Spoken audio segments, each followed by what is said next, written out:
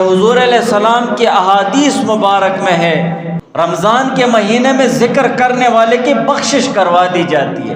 اللہ تعالیٰ کا ذکر کر رہا ہے، قرآن پڑھ رہا ہے، استغفار کر رہا ہے، حضور علیہ السلام پر درود کاملہ بھیج رہا ہے، نیک اور صالح اعمال کر رہا ہے، یغفر لہ، حضور علیہ السلام فرماتے ہیں کہ اس کی بخشش کر دی جاتی ہے۔ اور رمضان کے مہینے میں دعائیں مانگنے والا، اللہ تعالیٰ سے سوال کرنے والا لا یخیب، کبھی بھی نامراد نہیں ہوتا ہے۔ تو رمضان کا یہ مبارک مہینہ اللہ تعالیٰ نے ہمیں عطا فرما دیا ہے، اس کے لمحات اور اس کی گھڑیاں ہمیں اللہ تعالیٰ نے عطا فرما دی ہیں۔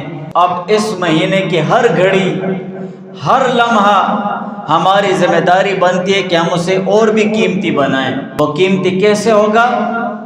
کہ وہ لمحہ اللہ تعالیٰ کی یاد اور اللہ تعالیٰ کی ذکر کے بغیر نہ گزرے، وہ لمحہ اللہ تعالیٰ کی نافرمانی میں نہ گزرے، وہ لمحہ حضور علیہ السلام کے سنت طریقے ترک کرنے میں نہ گزرے، بلکہ وہ لمحہ حضور علیہ السلام کے سنت طریقوں پر عمل کرتے ہوئے گزرے۔